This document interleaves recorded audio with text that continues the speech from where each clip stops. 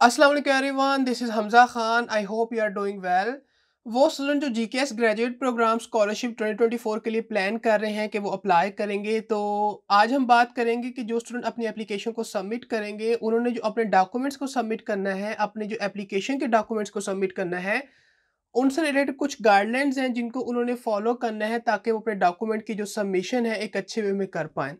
कुछ ऐसी चीज़ें होती हैं कि जो कि डॉक्यूमेंट की सबमिशन से रिलेटेड होती हैं, तो उन चीज़ों को आपने अपने माइंड में रखना है जब आप अपनी एप्लीकेशन को सबमिट कर रहे होंगे जीकेएस ग्रेजुएट प्रोग्राम स्कॉलरशिप 2024 के लिए। तो सबसे पहली बात ये है कि आपने डिसाइड करना है कि आप किस ट्रैक से अप्लाई कर रहे हैं। क्या आप अपनी एप्लीकेशन को एम्बेसी ट्रैक से सबमिट कर रहे हैं या आप अपनी एप्लीकेशन को जो है यूनिवर्सिटी ट्रैक से सबमिट कर रहे हैं। आप जिस भी ट्रैक से अपनी एप्लीकेशन को सबमिट कर रहे हैं, आइदर फ्रॉम एम्बेसी और यूनिवर्सिटी ट्रैक, हर ट्रैक की अपनी जो है कुछ एप्लीकेशन सबमिशन की गाइडलाइंस होती हैं। तो सबसे पहली चीज़ ये कि आपने उन गाइडलाइंस को, उन इंस्ट्रक्शन को ज़रूर रीड करना है रिगार्डिंग द डॉक्यूमेंट और एप्लीकेशन सबमिशन, ताकि आप इस बात को इंश्योर करें कि आप जिस भी ट्रैक से अप्लाई कर रहे हैं, आप एक जो है प्रॉपर वे में अपनी एप्लीकेशन की जो है सबमिशन कर रहे हैं। स्टूडेंट ने जो एप्लीकेशन सबमिट करनी होती है, उसमें कुछ फॉर्म्स होते हैं और कुछ डॉक्यूमेंट्स होते हैं जिनको उन्होंने सबमिट करना होता है। और जितने भी फॉर्म आप सबमिट करेंगे, उन फॉर्म को या तो आपने इंग्लिश लैंग्वेज या जो कोरियन लैंग्वेज है उसमें सबमिट करना है, और उन फॉर्म के ऊपर जो स्टूडेंट हैं यानी जो एप्लीकेंट हैं उनका सिग्नेचर भी रिक्वायर्ड होता है। तो इस बात को आपने अपने माइंड में रखना है जब आप जीकेएस ग्रेजुएट प्रोग्राम स्कॉलरशिप की जो एप्लीकेशन है उसके जो फॉर्म है उसे फिल कर रहे होंगे। और इसी तरह जो स्टूडेंट डॉक्यूमेंट्स को सबमिट करेंगे, उन डॉक्यूमेंट्स का इंग्लिश या कोरियन लैंग्वेज में होना ज़रूरी है। और जो भी डॉक्यूमेंट आप सबमिट करेंगे जो कि आपसे पोस्टल या कंसोलर कन्फर्म रिक्वायर्ड होगा, तो आपने उसको पोस्टल या कंसोलर कन्फर्म ही सबमिट करना है, डिपेंडिंग अपॉन कि आपका सिनेरियो क्या है। अगर आपसे जो है पोस्टल रिक्वायर्ड है तो आप पोस्टल सबमिट करेंगे, और अगर आप कंसोलर कन्फर्म सबमिट करेंगे, वो आपसे रिक्वायर्ड है, तो देन आप कंसोलर कन्फर्म सबमिट करेंगे। लेकिन यहाँ पर एक इम्पॉर्टेंट चीज़ वो ये कि जो भी फॉर्म आप सबमिट करेंगे, जो भी डॉक्यूमेंट आप एप्लीकेशन के अंदर सबमिट करेंगे, आपने अपनी एप्लीकेशन को कंप्लीट सबमिट करना है। कोई भी डॉक्यूमेंट, कोई भी फॉर्म जो कि एप्लीकेशन के अंदर रिक्वायर्ड है और अगर आप उसे सबमिट नहीं करेंगे, तो ये चीज़ आपकी जो एप्लीकेशन का प्रोसेस है उसे इफ़ेक्ट कर सकती है। क्योंकि जो स्टूडेंट अपना जो डॉक्यूमेंट है उनमें से कोई डॉक्यूमेंट अगर सबमिट नहीं करते, या जो फॉर्म है उस फॉर्म को उन्होंने जो है सबमिट नहीं किया, या इन केस सबमिट कर दिया है, तो जो एप्लीकेंट का सिग्नेचर रिक्वायर्ड होता है उस फॉर्म पर, अगर स्टूडेंट ने वो नहीं किए, तो इस केस में जो आपकी एप्लीकेशन है उसे एक्सक्लूड किया जा सकता है। तो आपने इस बात को इंश्योर करना है कि जो भी फॉर्म आपके एप्लीकेशन के अंदर रिक्वायर्ड हैं, उन फॉर्म को ना सिर्फ आप फिल करेंगे बल्कि उनके ऊपर जो सिग्नेचर हैं आपके वो भी रिक्वायर्ड हैं, और जो डॉक्यूमेंट्स रिक्वायर्ड होंगे उन कंप्लीट लिस्ट ऑफ डॉक्यूमेंट्स को आपने सबमिट करना है ताकि आपकी कंप्लीट जो एप्लीकेशन है उसे कंसीडर किया जाए। और जो स्टूडेंट एम्बेसी ट्रैक से अप्लाई करेंगे, उन्होंने जो अपनी एप्लीकेशन है उसमें जो 4 सेट ऑफ डॉक्यूमेंट्स हैं उनको सबमिट करना है, और जो स्टूडेंट यूनिवर्सिटी ट्रैक से अप्लाई करेंगे, उन्होंने जो है 1 सेट ऑफ जो डॉक्यूमेंट है अपनी एप्लीकेशन का उसको सबमिट करना है।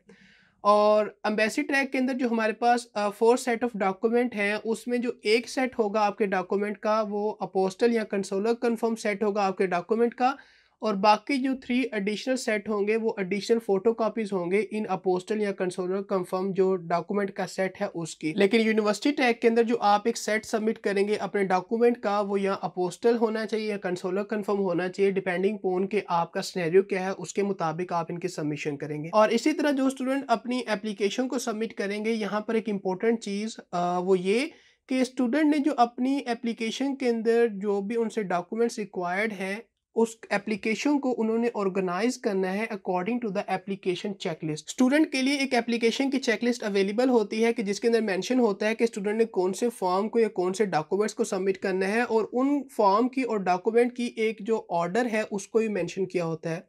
तो आपने इस बात को इंश्योर करना है कि जो भी फॉर्म, जो भी डॉक्यूमेंट आपके एप्लीकेशन में इन्वॉल्व होंगे, जिनको आप सबमिट करने जा रहे हैं, आपने उस एप्लीकेशन चेकलिस्ट के मुताबिक उनको ऑर्गेनाइज करना है, उनको नंबर करना है। और जो एप्लीकेशन चेकलिस्ट है वो इटसेल्फ जो है फ्रंट कवर होगी आपके जो ईच डॉक्यूमेंट के सेट हैं उनका।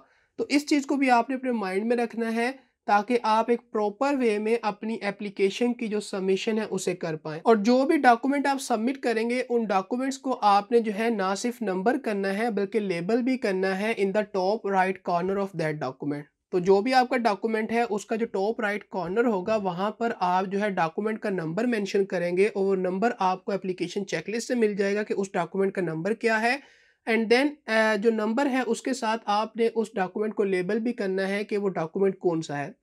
फॉर एग्जांपल अगर आप अपनी जो है ट्रांसक्रिप्ट को सबमिट कर रहे हैं तो ट्रांसक्रिप्ट का नंबर क्या बनता है आपकी एप्लीकेशन चेकलिस्ट के अंदर, वहाँ से आप उस नंबर को जो है चेक करेंगे।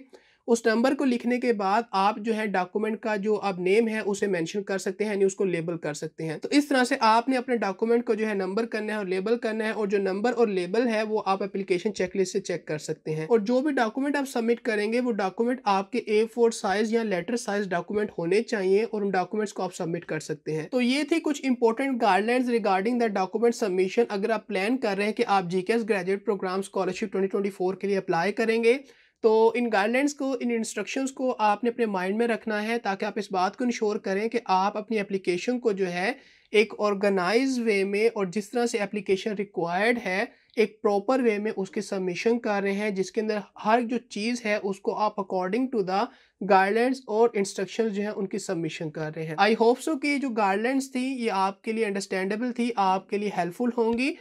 But if you still have any confusion, any query, you can definitely ask me. I will try to answer your question as soon as possible. So that's all from today's video. Meet you in the next one. Till then, Allah Hafiz.